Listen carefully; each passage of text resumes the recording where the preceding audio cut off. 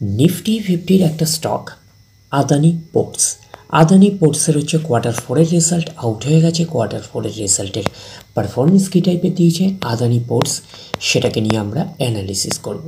তো আগে আমরা দেখে নেব যে কোম্পানি ডিভিডেন্ড ডিক্লেয়ার করেছে নাকি, এটাকে আগে আমরা দেখে নেব। রেকমেন্ডেড আর ডিভিডেন্ড 7 টাকা করে কিন্তু ডিভিডেন্ড রেকমেন্ড করেছে, তার মানে এটা হচ্ছে ফাইনাল ডিভিডেন্ড। তো ফাইনাল ডিভিডেন্ডের ক্ষেত্রে কিন্তু শেয়ার হোল্ডারদের অ্যাপ্রুভালের প্রয়োজন হয়, এইটুখানি মাথায় রাখবেন। এইবারে আমরা চলে যাব কোম্পানিটার হচ্ছে কোয়ার্টার ফোরের রেজাল্টে, দেখব যে কোয়ার্টার ফোরের রেজাল্টের পারফরমেন্স কী টাইপের দিয়েছে। তো আমরা স্ক্রল ডাউন করে দেখব যে কত নম্বর পেজে আছে। 16 নম্বর পেজে হচ্ছে আমরা কোয়ার্টার ফোরের রেজাল্টটা আমরা পাচ্ছি। আগে আমরা দেখে নেব যে সিকোয়েন্সগুলো ঠিকঠাকভাবে সাজানো রয়েছে নাকি, এটাকে আগে আমরা ফার্স্ট দেখে নেব। এটা হচ্ছে এই কোয়ার্টার, মিনস হচ্ছে কোয়ার্টার ফোর, এটা প্রিভিয়াস কোয়ার্টার, আর এটা হচ্ছে 1 বছর আগে। তাহলে সিকোয়েন্সগুলো ঠিকঠাকভাবে সাজানো রয়েছে, আমরা এটুকুনি বলতেই পারি। এইবারে আমরা দেখে নিই অ্যামাউন্টগুলো কিসে দিয়েছে। অ্যামাউন্টগুলো হচ্ছে কারেন্টসে দিয়েছে অ্যামাউন্টগুলো। এইবারে আমরা চলে যাব কোম্পানিটার টোটাল ইনকামে। টোটাল ইনকামে যাওয়ার আগে আমরা কি করব, একটু লার্জ করে নিয়ে অ্যাডজাস্ট করে নেব, তাহলে আপনাদের কাছে ব্যাপারটা আরও ভিজিবল হবে। তো এইবারে আমরা চলে আসলাম কোম্পানিটার টোটাল ইনকামে। এই কোয়ার্টার মিস হচ্ছে কোয়ার্টার ফোরে 8,769, প্রিভিয়াস কোয়ার্টারে ছিল 8,186, 1 বছর আগে ছিল 7,199। তাহলে 1 বছর আগে 7,199টা এখন কত হয়ে গেছে 8,769। তাহলে আমরা বলবো ইয়ার অন ইয়ার বেসিস কিন্তু জাম্প রয়েছে টোটাল ইনকামে। প্রিভিয়াস কোয়ার্টারে ছিল কত 8,186, সেটা হয়ে গেল এই কোয়ার্টার মিস হচ্ছে কোয়ার্টার ফোরে হয়ে গেল 8,769। তাহলে আমরা বলবো কোয়ার্টার অন কোয়ার্টার বেসিসে কিন্তু জাম্প রয়েছে টোটাল ইনকামে। তো ন্যাচারাল ব্যাপার, আমরা জানি যে ইনকাম করতে গেলে কোম্পানিকে এক্সপেন্সেস করতেই হবে। তো এখন দেখার বিষয়ে কোম্পানিটা ইনকাম করতে গিয়ে কতটা এক্সপেন্সেস করেছে। তো আমরা চলে আসলাম টোটাল এক্সপেন্সেসে। এই কোয়ার্টার মিস হচ্ছে কোয়ার্টার ফোরে 5,382, প্রিভিয়াস কোয়ার্টারে 5,190, 1 বছর আগে ছিল 4,450। তাহলে 1 বছর আগের 4,450টা এখন কত হয়ে গেছে 5,382। তাহলে আমরা বলবো ইয়ার অন ইয়ার বেসিস কিন্তু জাম্প রয়েছে টোটাল এক্সপেন্সেসে।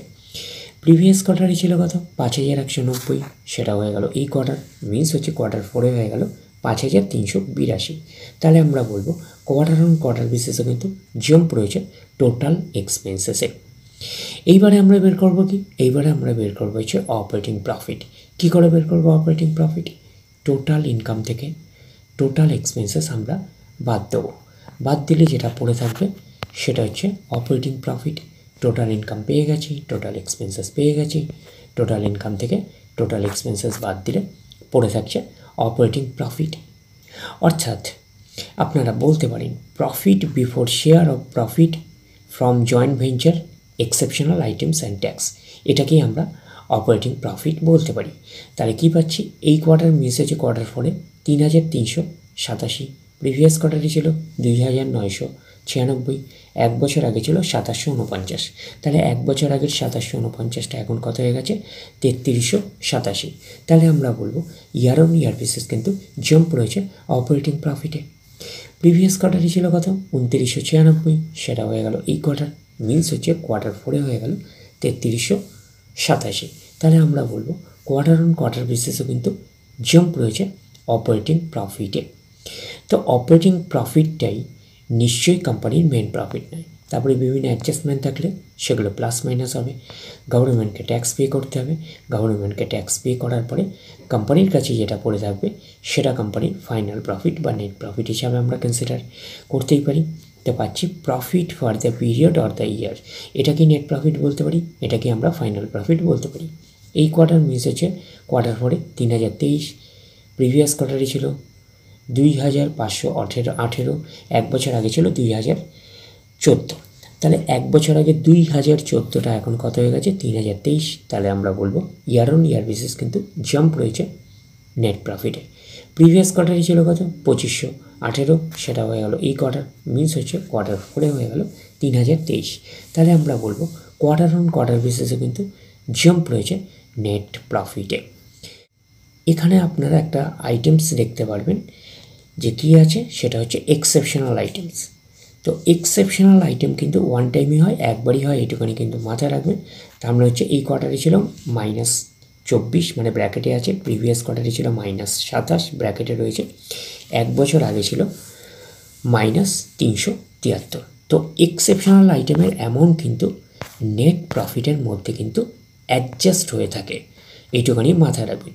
তো সেই কারণে কিন্তু আপনারা নেট প্রফিটের মধ্যে ইয়ার অন ইয়ার বেসিস এবং কোয়ার্টার অন কোয়ার্টার বেসিস কিন্তু কম্পিটিশন করতে পারবেন না, যেহেতু নেট প্রফিটের মধ্যে এক্সেপশনাল আইটেমের অ্যামাউন্টটা অ্যাডজাস্ট হয়ে রয়েছে। তখন আপনারা অপারেটিং প্রফিটটাকে ধরে কম্পিটিশন করবেন, তাহলে আপনাদের কাছে পিকচারটা আরও ক্লিয়ার হয়ে যাবে। তো অপারেটিং প্রফিটটাকেও ধরে যদি আমরা কম্পিটিশন করি, তাহলেও ইয়ার অন ইয়ার বেসিস এবং কোয়ার্টার অন কোয়ার্টার বেসিস দুটোতেই কিন্তু জাম্প রয়েছে, আমরা এইটুখানি বলতেই পারি। এইবারে আমরা চলে যাব কোম্পানিটার হচ্ছে ইপিএসে অর্থাৎ আর্নিং পার শেয়ারে।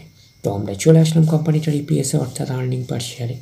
এই কোয়ার্টার মিস হচ্ছে কোয়ার্টার 4-এ 13.95, প্রিভিয়াস কোয়ার্টারে ছিল 11.67, এক বছর আগে ছিল 9.44। তাহলে এক বছর আগের 9.44টা এখন কত হয়ে গেছে 13.95।